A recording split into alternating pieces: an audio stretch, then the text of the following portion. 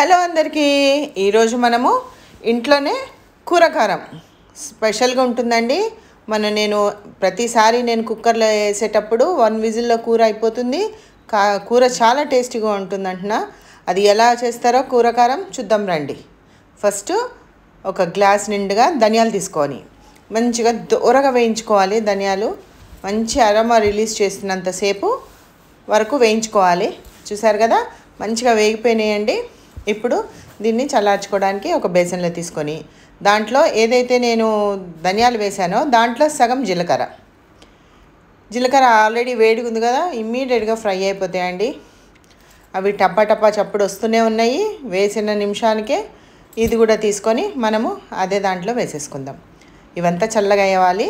ఇప్పుడు ఎంతైతే తీసుకున్నానో అదే గ్లాసులో సగం ఆవాలు తీసుకున్నా. ఆవాలు కూడా టకటక టపటపా చప్పుడు వస్తూనే ఉంటుందండి. వేసంగానే మరీ మార్చకూడదు, చాలా కేర్ఫుల్గా. ఆవాలు మాత్రం మాడితే కూర కారం వాసన డిఫరెంట్ అయిపోతుంది. ఇవి మాత్రం చాలా దగ్గరుండి ఆవాలు మంచిగా దూరగా చిటపటలాడినాక తీసేసుకొని మళ్ళీ దాంట్లో మనం ఒక గ్లాస్ ధనియాలు వేసాము, సగం గ్లాసు జీలకర్ర వేసాము, అలానే సగం గ్లాసు ఆవాలు వేసాము. సగంలో పావు గ్లాసు మెంతులు వేసుకోవాలి. మెంతులు కూడా మంచిగా బ్రౌన్ కలర్ వచ్చేంత వరకు వేయించుకోవాలి. అది కూడా ఇవి తీసుకొని ఇవంతా చల్లనిచ్చుకోవాలి. అది వేడివేడిగా ఉంది కదా కడాయి, దాంట్లో ఎండుమిరపకాయలు వేసుకొని ఒక్కసారి గోరువెచ్చగా అవ్వాలి. మరీ ఘాటైతే మనం ఉండలేమండోయ్, దగ్గొచ్చేస్తుంది. కాబట్టి మనము దగ్గర ఉండి కొంచెం కాయలు కొంచెం గోరువెచ్చగా ఇంతవరకు ఉంచుకోవాలి. అప్పుడే ఘాటు రిలీజ్ చేసేస్తూనే ఉంది.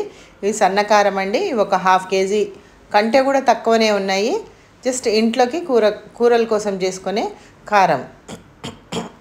చూసారు కదా, ఇది కొంచెం వేడి అయిపోయినాయి, చాలు. ఇంకా అది బంద్ చేసుకొని ఏదైతే 4 పెద్దది ఎల్లిపాయలు తీసుకున్నాను పొట్టుతోటేనండి, అది తీసుకొని ఒలుచుకొని పెట్టుకోవాలి. ఇప్పుడు సగం మనం ఫ్రై చేసుకున్న దాంట్లో సగం మాత్రమే తీసుకొని గ్రైండ్ చేసుకోవాలండి. మొత్తం తీసుకోవద్దు, సగం తీసుకొని ఫస్ట్ సాఫ్ట్గా గ్రైండ్ చేసుకొని తీసుకోవాలి.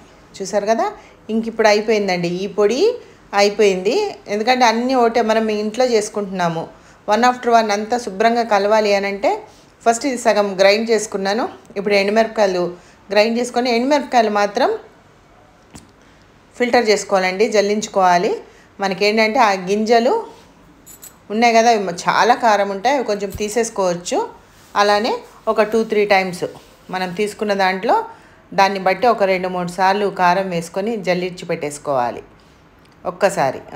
చూసారు కదా, ఇలా జల్లించి పెట్టేసినాక ఇప్పుడు మళ్ళీ ఇంకొన్ని ఇంకా హాఫే గ్రైండ్ చేసాం కదా, ఇంకా హాఫ్ ధనియాలు కూడా గ్రైండ్ చేసి దీంట్లో కలిపేసుకోవాలి. ఎక్కువసేపు గ్రైండ్ చేసామనుకోండి అది కొంచెం నూనె ఫామ్ అయినట్టు అవుతుంది. ఆన్ ఆఫ్ చేసుకుంటా గ్రైండ్ చేసుకోవాలి. మరి వేడి కాకూడదండి. ఇప్పుడు ఇంకా కొన్ని ఎండుమిరపకాయలు ఉంచుకున్నాము. ఆ ఎండుమిరపకాయలు చూసారు కదా, ఆ ఎండుమిరపకాయలలో ఇప్పుడు వెల్లుల్లిపాయలు వేసేద్దాం. వెల్లుల్లిపాయలు వేసి మంచిగా మెత్తగా గ్రైండ్ చేసుకొని ఈ ముద్ద కూడా ఈ కారంలో కలిపేసుకోవాలి. చూసారు కదా, అసలు అరోమా వస్తుందండి. ఇట్లనే వేడివేడి అన్నంలో ఇది వేసుకొని ఇంత నూనె వేసుకొని కూడా తినేయచ్చు, అంత మంచిగా అనిపిస్తుంది. ఒక గుప్పెడు పసుపు తీసుకొని కూడా అవంతా మిక్స్ చేసుకోవాలి. ఇంకా కారం అయిపోలేదండి, ఇంకా ఎండుమిరపకాయలు ఉన్నాయి. ఫస్ట్ ఈ ప్రాసెస్ అయిపోయిన తర్వాత మళ్ళీ ఇంకొకసారి గ్రైండ్ చేసి, అంటే దాని క్వాలిటీ ఎట్లా ఉంది అన్నది తెలుసుకున్నాక సరిపోయిందంటే ఆపేసుకోవచ్చు కారము. లేదు అని అంటే మళ్ళీ కొన్ని ఇంకా ఉన్నాయి, అవి గ్రైండ్ చేసుకొని దీంట్లో కలిపేసుకోవాలి. చూసారు కదా, ఈ విధంగా గ్రైండ్ చేసుకొని కొంచెం ఉప్పు, అలానే పసుపు, అలానే కొంచెం ఉప్పు వేసి ఇంకా కొన్ని మిగిలినాయి కదా, అవి కూడా ఎండుమిరపకాయలు గ్రైండ్ చేసి దీని మీద వేసుకొని కలుపుకుంటే ఆహా, కూరలో కారం అండి.